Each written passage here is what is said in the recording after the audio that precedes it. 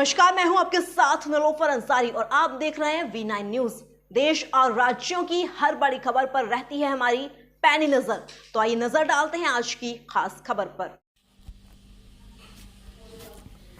भागलपुर जगदीशपुर प्रखंड अंतर्गत जगदीशपुर पंचायत के लोकनाथ माध्यमिक विद्यालय के मैदान में अधिकारियों द्वारा जनसंवाद कार्यक्रम का आयोजन किया गया, जिसका उद्घाटन भागलपुर कमिश्नरी संजय कुमार सिंह, जिलाधिकारी सुब्रत कुमार सेन, एसएसपी आनंद कुमार, उप विकास आयुक्त प्रखंड प्रमुख ने संयुक्त रूप से किया।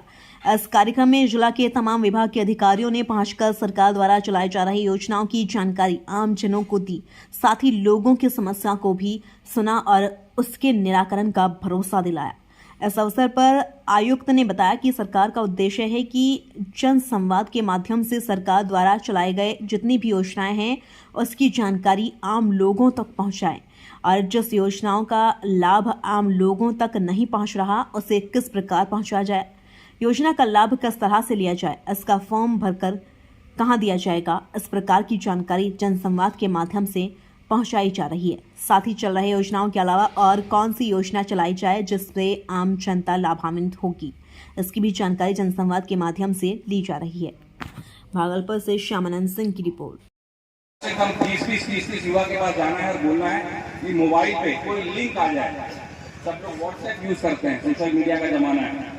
अब व्हाट्सएप के ऊपर कोई लिंक भेज देता है तो आप हो सकता है कि गाना हो, तो आप उस पर क्या करते हैं, किसी अननोन नंबर जिस नंबर को आपके मोबाइल में परिचित नंबर नहीं है उस पर आप दबा देते हैं, अंगूठा क्लिक कर देते हैं, तो वो जो पैसा है वो आपका कटने की संभावना है। आपका जो अंदर का इंफॉर्मेशन है बैंक खाता का उसके पास जाने की संभावना है। ये छोटी छोटी चीजें हैं वो आपको ध्यान में रखना पड़ेगा। एक बिहार पुलिस ने ERSS, इसका फुल फॉर्म है इमरजेंसी रिस्पांस सपोर्ट सिस्टम, यानी आपातकाल। आपातकाल का मतलब बहुत कुछ हो सकता है, कहीं पे आगजनी हो सकती है, आग लग गया, कोई डूब रहा है या कोई विधि व्यवस्था का प्रॉब्लम हो गया, कोई भी चीज ऐसा अगर होता है तो आप फोन करेंगे 112 पर। तो डायल 112 जो है बिहार सरकार का एक बहुत बड़ा योजना है। 400 गाड़ियां खरीदी गई थी बिहार सरकार द्वारा, बिहार पुलिस द्वारा ERS सिस्टम के तहत मिला। अब ये ERSS भागलपुर में कहाँ है?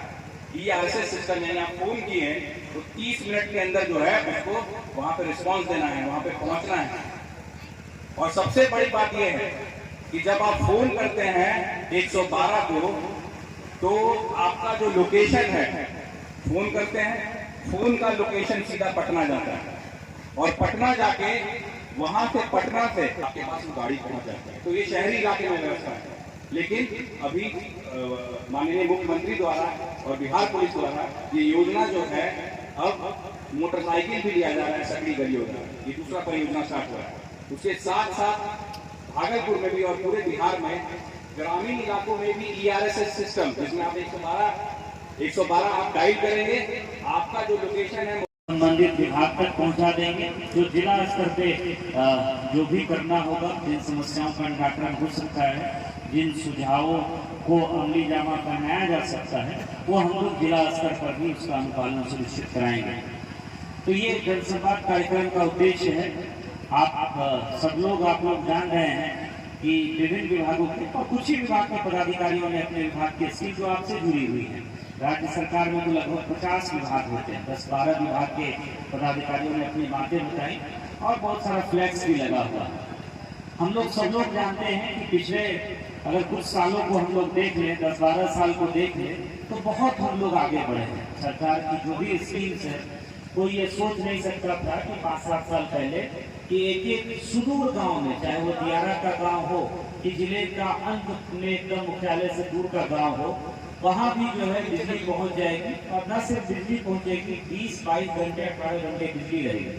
अब यह स्थिति रहती है कि अगर 1 दिन 2 दिन बिजली नहीं रहती है तो बिजली ऑफिस का घेराव हो जाता है, तो DM को फोन आ जाता है कि सर बिजली जो है ट्रांसफार्मर खराब हो गया है, 2 दिन से बदलाया नहीं है। तो अब आपकी आकांक्षाएं बढ़ रही हैं, आपकी इच्छाएं बढ़ रही हैं कि 24 घंटे बिजली रहनी चाहिए। तो 24 घंटे बिल्कुल विभाग भी प्रयास कर रहा है, सरकार भी प्रयास कर रहा है। और जब बिजली से संबंधित जो है सुविधाएं बढ़ रही हैं तो हम लोगों को बिजली के बिल का भुगतान भी उतनी तेज गति से करना होगा। क्योंकि अब सिंचाई के लिए भी कृषि फीडर जो माननीय मुख्यमंत्री जी की 7 निश्चय 2 में घोषणा है, उसके लिए अगर आप देखते होंगे तो 2-3 दिन पहले बहुत बड़ा कैबिनेट का डिसीजन हुआ है जिसमें सिंचाई की व्यवस्था हर खेत तक पानी। उसमें एक महत्वपूर्ण है कि जो भूगर्भ जल है उसमें बिजली का कनेक्शन दे करके मात्र 70 पैसे प्रति यूनिट जो है बिजली का कनेक्शन मिलता है, जबकि सरकार 8 रुपए के लगभग बिजली खरीदती है, बाकी 7 रुपए से ज्यादा राज्य सरकार खुद सब्सिडी देती है।